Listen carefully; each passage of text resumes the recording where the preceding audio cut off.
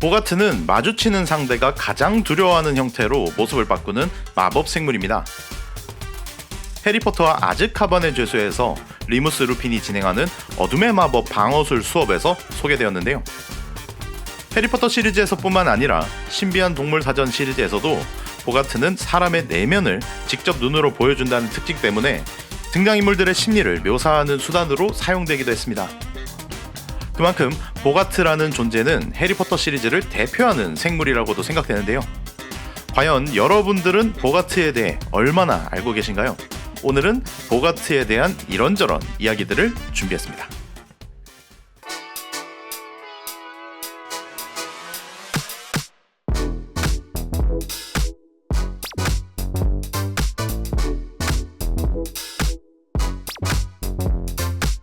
보가트는 영국 민담에 등장하는 늪이나 들판 같은 곳에서 서식하는 것으로 알려진 생물입니다.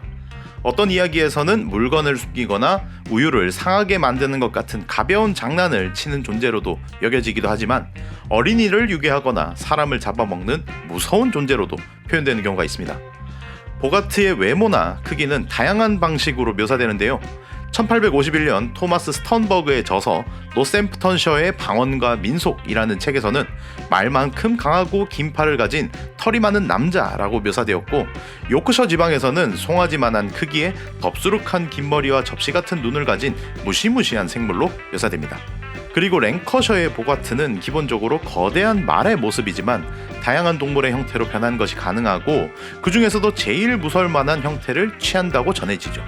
그리고 이 보가트들을 이끄는 리더는 뿔과 발굽 그리고 꼬리를 가진 신화 속에 등장하는 사티로스와도 비슷한 모습이었다라는 이야기도 있습니다. 한편으로는 보가트의 모티브를 두고 벽장 속에 사는 괴물 부기맨이라고 이야기하는 경우도 있는데요. 부기맨은 형체나 모양이 없고 아이들을 납치해 간다고 전해지는 미국의 가정에서 부모가 말 안 듣는 아이들을 겁주는 용도로 사용하는 우리나라의 망태 아라범 같은 존재입니다. 이렇게 해리포터 시리즈에 나오는 보가트는 다양한 민담에 등장하는 특징이나 특성을 채용하고 조합해서 탄생한 것으로 생각됩니다. 기본적으로 보가트는 밀폐된 공간을 선호합니다. 이 때문에 옷장이나 침대 밑 같은 어둡고 구석진 곳에 숨어 사는 것으로 알려져 있죠.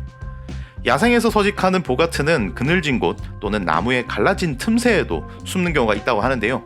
하지만 사람의 눈에 띄지 않는 상태의 실제 보가트의 모습이 어떻게 생겼는지는 알려진 바가 없습니다. 보가트는 자신이 숨어있는 공간에서 덜그럭거리는 소리나 긁는 소리를 통해 관심을 유발합니다. 그리고 이 소리에 관심을 가지고 보가트가 숨어있는 곳을 누군가 들춰보게 된다면 짜잔 하고 보가트가 상대를 놀라게 만드는 것이죠. 보가트가 가진 가장 큰 특징은 어떤 모양과 형태로든 자유롭게 변신할 수 있다는 것입니다. 그 중에서도 자신과 마주친 사람이 가장 두려워하는 형태로 변해서 상대가 공포와 불안에 떠는 모습을 즐기는 것이죠. 보가트의 모습은 극도로 상대적이고 다양한 형태로 나타납니다. 거미를 무척이나 무서워하는 론에게는 거대 거미의 형태로 나타나기도 하고, 학교의 성적에 집착하는 헤르미온느에게는 전과목 낙제를 선언하는 맥고나걸 교수가 등장하기도 하죠. 하지만 보가트의 형태가 평생 동안 고정되는 것은 아닙니다. 예를 들어 론의 경우 거대 거미였던 보가트가 훗날 고문당하는 헤르미온느로 바뀌기도 했는데요. 이는 벨라트릭스가 헤르미온느를 고문하는 소리를 들었던 기억 때문이라고 생각됩니다. 따라서 보가트의 모습은 자신이 지금껏 겪었던 경험이나 안 좋은 기억들을 바탕으로 수시로 바뀔 수 있다는 것이죠. 그렇다면 만약 여러 명의 사람이 동시에 보가트 앞에 있다면 어떤 일이 벌어질까요? 이런 경우 보가트는 누구의 기준에 맞춰야 할지 고민하면서 혼란에 빠져버린다고 합니다. 어둠의 마법 방어술 교수로 재직했던 리무스 루피는 실제로 이런 상태의 보가트를 본 적이 있었다고 하는데요. 어떤 두 명의 사람이 동시에 보가트 앞에 서 있었는데, 한 사람은 목이 없는 시체를 무서워했고 다른 한 사람은 민달팽이를 무서워하는 사람이었다고 합니다. 이때 보가트는 어느 것으로 변할지 고민하다가 결국 반토막이 나버린 민달팽이 시체의 모습으로 변해버렸다고 하죠. 호그와트에서 진행되는 어둠의 마법 방어술 수업을 참고한다면 주로 보가트는 옷장 속에서 관리됩니다. 어려서부터 자신만의 방을 가지는 서양 아이들은 기본적으로 옷장 속이라는 공간에 대해 공포심을 가지게 되는 경우가 많았다고 하는데요. 2001년 개봉한 몬스터 주식회사 같은 영화가 이렇게 서양 아이들이 가지는 옷장 괴물에 대한 공포심을 배경 이야기로 다루고 있죠.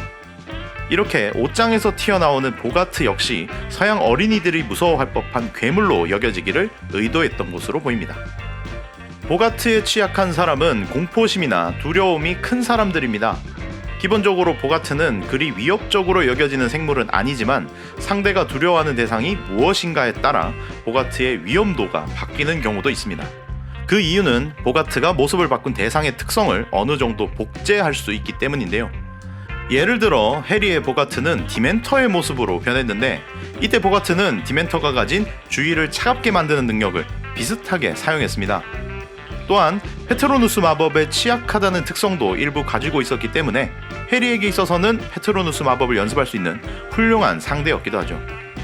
하지만 보가트가 복제하는 능력은 완벽한 수준인 것이 아니라 그 능력이 어느 정도 약화된 상태로 변신하기 때문에 분명한 한계점을 가진다고 합니다. 예를 들어 수많은 사람들이 두려워하는 존재인 볼드모트로 보가트가 변신한다고 해서 죽음의 저주가 남발되는 일은 벌어지지 않는다는 것이죠. 마찬가지 이유로 보가트가 거대한 형태로 변신하는 경우에도 그 크기가 작아진 상태로 나타난다고 하는데요. 이는 루핀 교수의 보가트인 보름달이 조그마한 형태로 묘사된 것을 통해 알 수 있는 사실입니다. 보가트는 죽이는 것이 불가능한 존재라고 합니다. 해리포터 시리즈에 등장하는 유령이나 디멘터처럼 보가트는 거의 영혼의 형태에 가깝기 때문에 마법의 힘으로도 죽이는 것은 불가능하다고 합니다. 비록 보가트가 누군가의 목숨을 빼앗을 정도로 위험한 생물인 것은 아니지만 어떤 경우에는 위험한 상황이 벌어질 수 있기 때문에 마법사들은 보가트를 도망치게 만드는 방법을 연습합니다. 보가트를 무찌르는 주문은 리디큘러스입니다. 단어의 뜻만 보더라도 이 주문이 어떤 역할을 하는지 알 수 있는데요. 리디큘러스 주문은 공포의 대상으로 변한 보가트를 코믹한 형태로 변신시키는 마법입니다. 하지만 이 주문이 보가트를 직접적으로 물러나게 하는 위력을 가진 것은 아닙니다. 리디큘러스 주문이 하는 역할은 보가트를 우스꽝스러운 상태로 만들면서 보가트를 무서워하던 사람으로 하여금 크게 한바탕 웃을 수 있도록 만드는 것에 목적이 있습니다. 그리고 그 사람이 더 이상 자신을 두려워하지 않는다는 것뿐만 아니라 웃음거리가 되었다는 것을 깨달은 보가트는 부끄러워하면서 숨어버리게 되는 것이죠. 해리포터와 아즈카반의 죄수에서 리무스 루핀을 통해 진행된 리디큘러스 수업은 보가트라는 마법 생물을 소개해주는 동시에 루핀 교수가 얼마나 학생 친화적이고 유능한 교수인지 보여주는 시간이었다고 생각됩니다. 마찬가지로 신비한 동물 사전 시리즈에서도 같은 방식의 수업이 묘사되었습니다.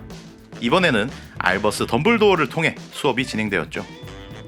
동시에 학생 시절의 뉴트가 가장 두려워하는 것이 무엇인지를 보여주는 장면이기도 했습니다.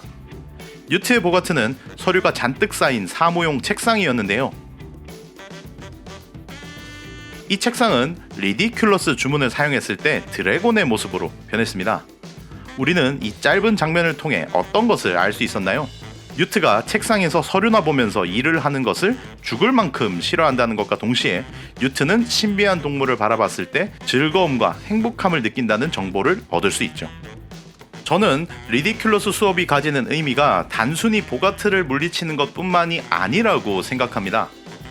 보가트는 사람이 내면에 가지고 있는 트라우마를 눈으로 보여주는 존재인데요.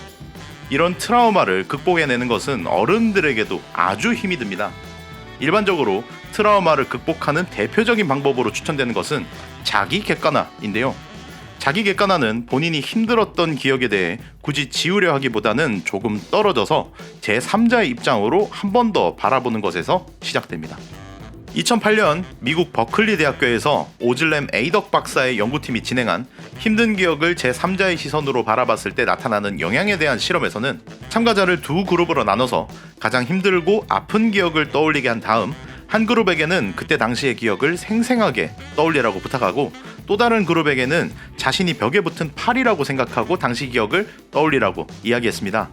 연구팀은 두 그룹의 혈압, 스트레스, 심장 박동수 등을 통해 이들을 분석했는데 그 결과 자신을 제3자 입장에서 바라본 사람들의 혈압과 심장 박동수는 그냥 기억을 떠올린 사람들에 비해 10배나 낮게 나타났다고 하죠. 실제로 심리학에서도 이러한 과정을 자신과 거리두기라고 부르고, 자신을 제3자 입장에서 객관화시켜 바라보는 것은 불안감을 낮춰주기 때문에 이는 우울증이나 트라우마를 고치는 심리치료에 상당한 도움을 주는 것으로 알려져 있습니다. 보가트를 물리치는 리디큘러스 수업에서도 이러한 측면을 볼 수 있었다고 생각됩니다. 자신이 가장 두려워하는 상황을 직접 눈으로 마주해보고 리디큘러스 주문, 즉 즐거움이나 웃음으로 이겨내는 연습을 통해 학생들은 마법 실력뿐만 아니라 정신적으로도 성장할 수 있는 연습을 해볼 수 있는 것이죠. 물론 모든 트라우마나 스트레스를 이겨내는 것은 불가능에 가깝겠지만, 이런 수업을 통해 학생들은 심리적 성장이라는 긍정적인 결과로 나아갈 수 있다고 봅니다. 그리고 이 점이 호그와트가 얼마나 우수한 학교인지 다시 한번 보여주는 게 아닐까요? 그렇다면 과연 여러분의 보가트는 어떤 모습으로 나타날까요? 그리고 이런 보가트의 리디큘러스를 사용한다면 또 어떤 모습으로 변하게 될까요? 오늘 제가 준비한 영상은 여기까지입니다. 이번 영상도 끝까지 봐주셔서 감사하고 다음에 더욱 재밌는 이야기로 찾아뵙겠습니다. 좋아요와 구독 그리고 알람 설정까지 해주신다면. 따봉!